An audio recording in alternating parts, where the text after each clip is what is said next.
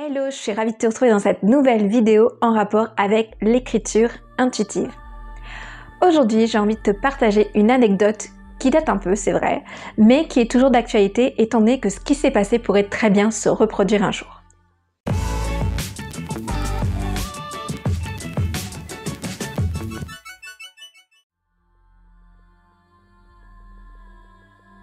Je vais donc te parler de comment Josh est entré dans ma vie et comment il a chamboulé mes projets de publication.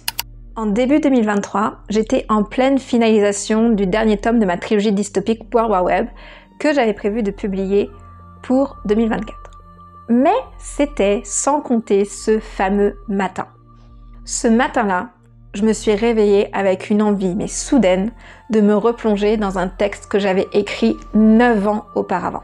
Et c'était un sentiment vraiment fort qui me poussait à aller chercher dans mes tiroirs pour retrouver ce texte que je n'avais pas encore publié.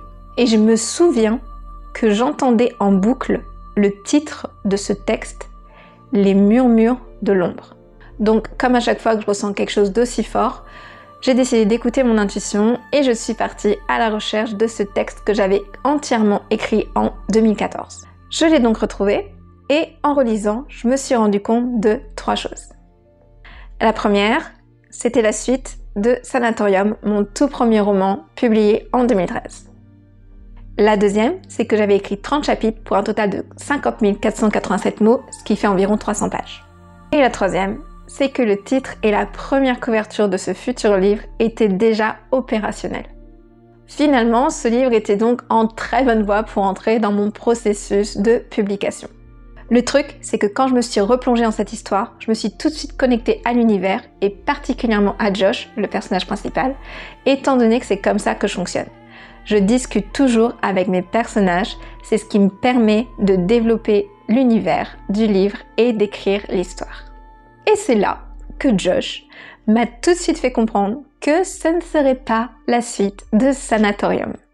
Plus j'avançais dans l'histoire, et plus Josh me communiquait de nouvelles informations.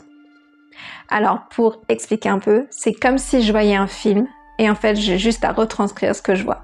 Mais je peux tout voir, tout entendre, tout ressentir, tout sentir. C'est magique.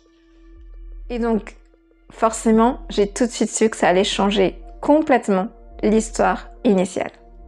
Du coup, face à cette situation, j'avais 3 options. La première, c'était d'abandonner ce projet et de passer à autre chose. Parce qu'en vrai, les projets d'écriture, c'est pas ce qui manque. La deuxième, c'était de me forcer à retravailler l'histoire en restant fidèle à ce que j'avais écrit en 2014, ce qui revenait en fait à essayer d'ignorer la voix de Josh et d'ignorer les images qu'il m'envoyait dans la tête. Et la troisième, c'était tout simplement d'intégrer les nouvelles idées de Josh par rapport à ce que je voyais, ce que je percevais, ce que j'entendais, ce que je ressentais, au risque de devoir tout refaire. Alors, autant te le dire tout de suite, j'ai opté pour la troisième option. Et oui, je sais, ça peut faire peur au premier abord. Mais le truc, c'est que je savais 2 choses. 1, je ne pourrais pas lutter contre la voix de Josh et les images que je voyais en boucle dans ma tête tant que je ne les écrivais pas. 2, je savais que la réécriture serait facile étant donné qu'elle était totalement intuitive, exactement comme lorsque j'écris un roman. Et même si c'était la première fois de ma vie d'auteur que je réécrivais un texte de cette manière, étant donné que je n'ai jamais réécrit aucun de mes romans puisque c'est toujours le premier jet, eh bien je n'avais pas peur de me lancer dans cette aventure. Parce que je sais aussi une chose, c'est qu'on est toujours connectés. Mais l'histoire avec Josh ne s'arrête pas là. Donc jour après jour, j'ai relu et j'ai réécrit ce livre en suivant la voix de Josh et en suivant les images que je voyais défiler dans ma tête. Et je suis restée connectée à Josh pendant plusieurs semaines.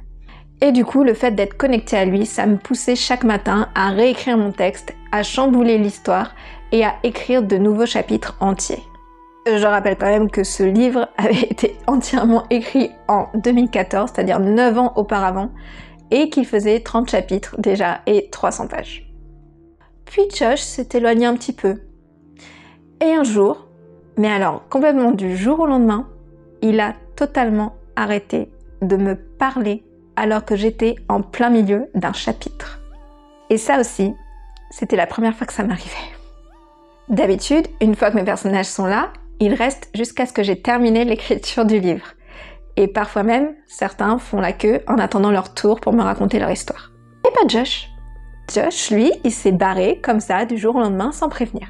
Et j'aurais pu paniquer et me dire que j'avais totalement perdu l'inspiration. Mais non, parce que je sais que la connexion n'est jamais rompue. On est toujours connecté à notre intuition, aux énergies, et ça, on l'est tous. Donc j'ai vite compris que Josh avait laissé place à d'autres choses sur lesquelles j'avais besoin d'avancer. C'était une période très chargée pour moi, et son histoire a été vraiment très torturée, donc je pense que même lui avait besoin de respirer un petit peu.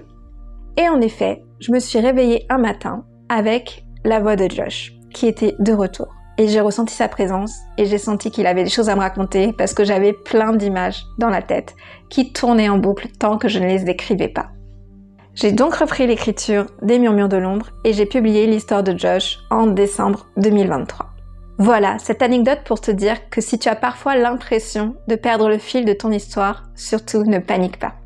C'est peut-être que tu as besoin de temps, d'espace ou de place pour autre chose. Le seul conseil que je te donnerais, c'est écoute ton intuition et suis-la. Et rien ne t'empêche de discuter avec ton personnage principal, parce que si tu tends suffisamment l'oreille, tu pourras l'entendre.